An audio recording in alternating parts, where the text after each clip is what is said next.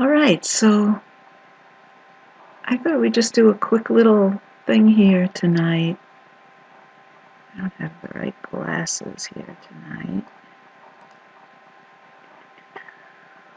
So I was thinking, since we've been talking about the single breath meditation, that maybe we would talk about a different aspect of it tonight. Because I've been talking about it in terms of sitting meditation, which is the main focus of this, sitting meditation. Because, you know, don't tell yourself, but the single breath meditation leads into longer, regular sitting meditation. But it's sort of like we get to trick ourselves into doing this, into doing what we want to do. So, sitting meditation has been pretty much the focus. But there's another aspect to this, and if you've got the PDF, you've read about this, and if you don't have it, I don't have the overlay on tonight, but you can go to the yogaofalignment.com/single breath and download that for free, and it explains everything about how to do the single breath meditation. And so there are two ways to do this, and one of them is as a sitting meditation, but the other one is sort of like this ninja meditation thing where nobody knows that you're meditating. You keep doing everything that you're doing, and you find these moments in your day where you don't even have to stop what you're doing, but you do a single breath meditation. So how do you do that? Like, how do you meditate when you're actually doing other things? Or how do you meditate when other people are around and you're not actually sitting down and closing your eyes and going into some kind of state where you're actually completely withdrawing yourself from all the activities and all the outside world and everything? Well, the single breath meditation is really very well suited to that because, first of all, it's so short, it's just one breath. And so, people zone out more than that. You could be talking to somebody, they could be thinking about something else, they could be, their mind is gone, and you don't even notice that they're not even listening to you, or maybe you're not listening to them or something. And so for the length of one breath, you can kind of do almost anything, and if it's over in a breath, the length of a breath, nobody's going to really mind too much or notice even. So that works out very well. Now, that's from the outer perspective of, other people looking at you and what are they seeing and what's, how you perceive. And we're not really that concerned with that, but the only reason that I'm mentioning it is because maybe that would stop you, if you thought that people were going to think that you're weird or, like, what are you doing? And so I'm telling you, they won't even notice. So, right, so there you are, you're having a conversation with somebody, or you're at work, or you're even driving the car, or you're on the train, or doing whatever. And so you're not going to close your eyes, particularly if you're driving, or if you're talking to somebody. You don't need to cut yourself off from what's going on out in the outer world. So that's a major difference between the sitting meditation version of this and the in-action version of this. So when we're involved in stuff in life, doing this is like, what's the purpose? Why would you bother doing this while you're doing other things? Well, good question.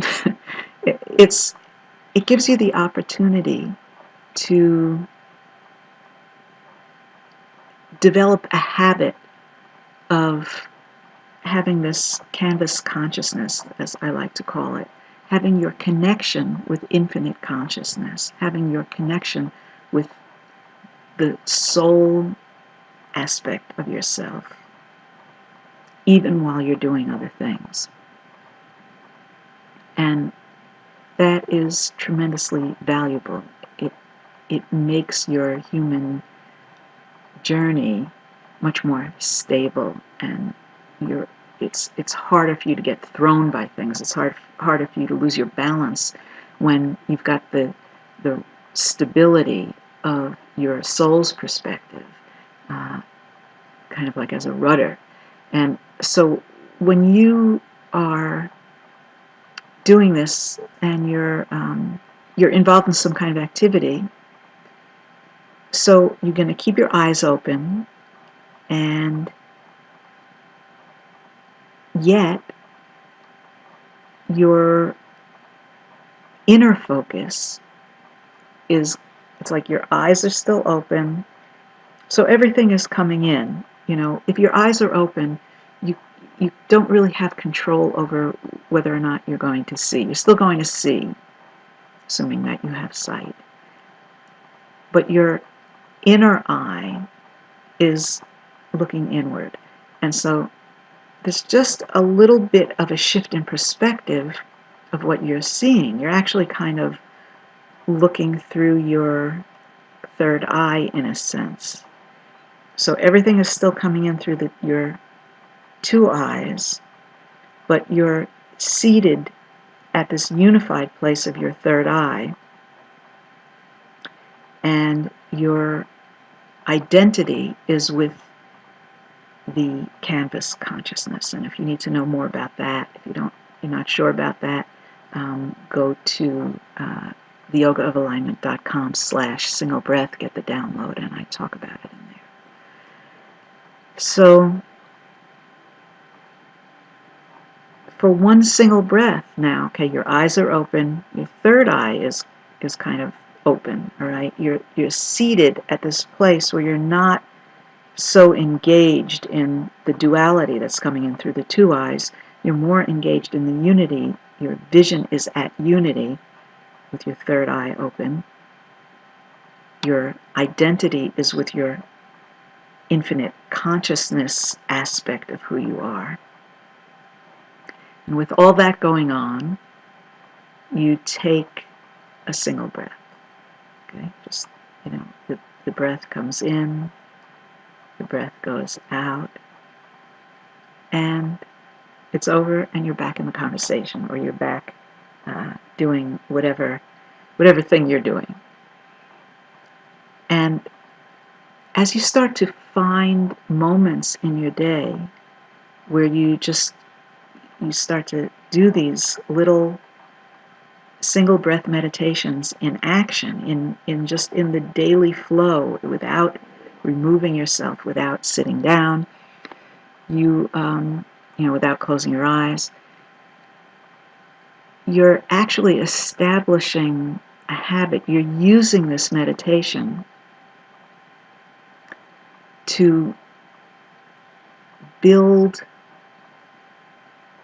an awareness inside of yourself. It's like each of these single breaths become little bricks, and what you're building each time you do one of these single breath meditations, you're laying a brick.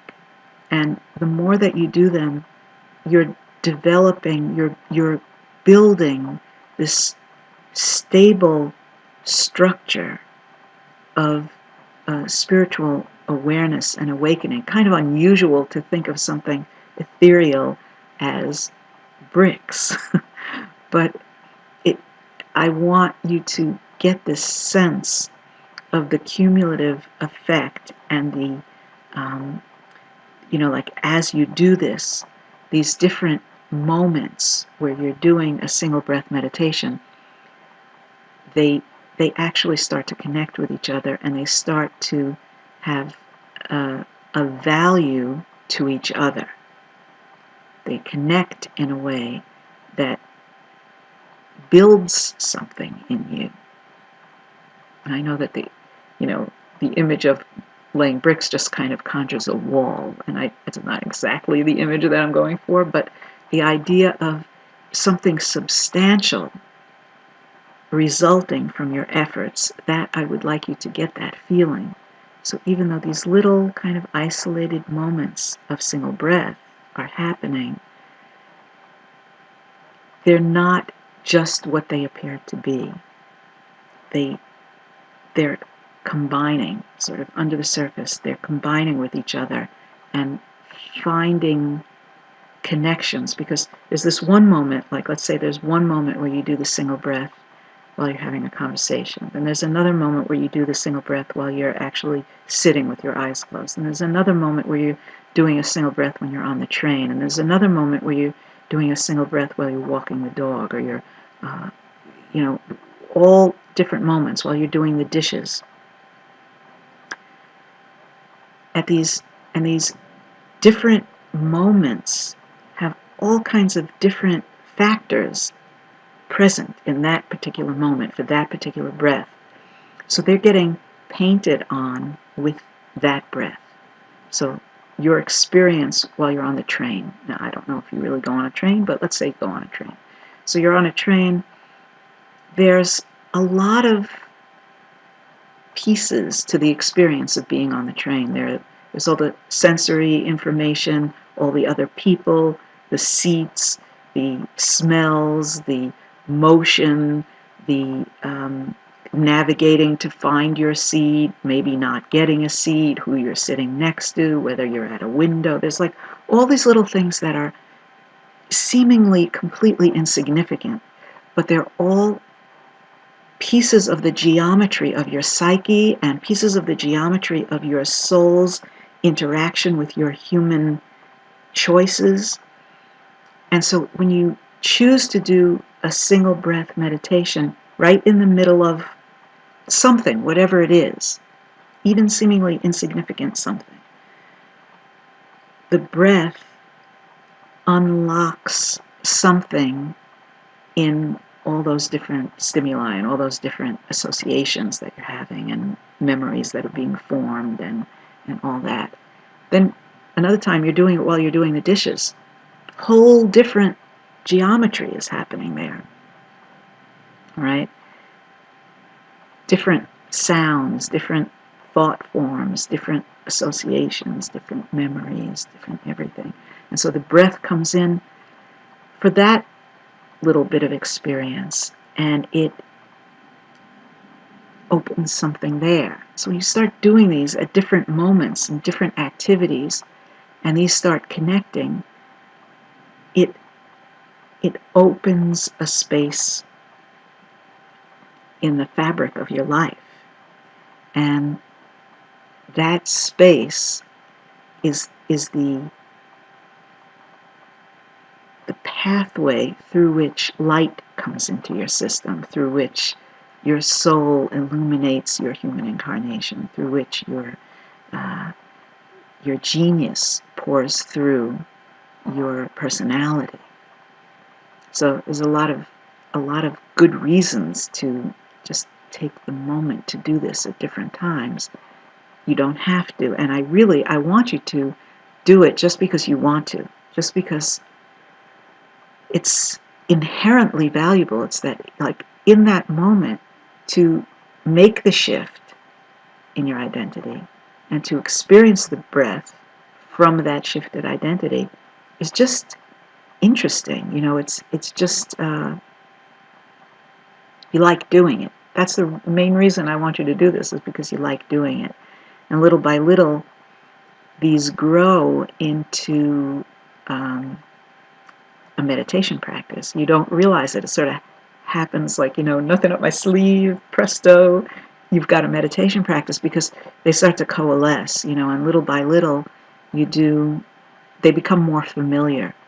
And things that are familiar to us, we can hang out with them a little bit longer. Did you ever notice, like, if you're going someplace that you've never been to before and you're a little uncertain about how to get there, whether you're walking or driving or you're on your bike or something, it's like takes longer to get there. It seems to take longer to get there when you're unsure of how to get there. Now on your way home, when you know the path, it goes much faster. So when we don't know exactly what we're doing, meditation is a little bit like the trip to someplace where we don't know where we're going. Once you become familiar with these single breaths, it's easier to go back to them. It's familiar territory, and you understand the path through it. And so after you do one breath, you want to do another breath. And then after you do another breath, you want to do another breath. And before you know it, you're sitting there for a little while. And this is how we very effortlessly build a meditation practice in a way that's comfortable and feels natural and follows our natural inclinations, and it kind of marries the desires of the soul with the desires of the human aspect. So I just thought you might be interested in that a little bit, because the desire to meditate is a funny thing. It's like most things, if we have a desire to do them, we either do them or we don't do them because something, we don't have the money to do it, or we don't have the time to do it, or whatever. There's some kind of a more chunky reason why we don't do the things that we want to do, but we really want to do them. Meditation, we say that we want to do it, but we don't do it. And most people, it's like, I don't have the time, but you have the time. You spend a little 5-10 minutes doing silly things at some point in your day that you could be meditating. We want to do it, but we don't want to do it. And so when we start to actually feel the familiarity with it through these single breath meditations, it becomes very easy to return to. And then law of attraction jumps in and helps you out. So I'm just looking. I got some comments here. Okay, that's true. It's always faster to get home, right? Yeah, I know. It's a funny thing. What a treat to have so much content. Oh, thank you. So anyway, I just thought we would just talk about that a little bit tonight and encourage you guys to be satisfied with the single breath.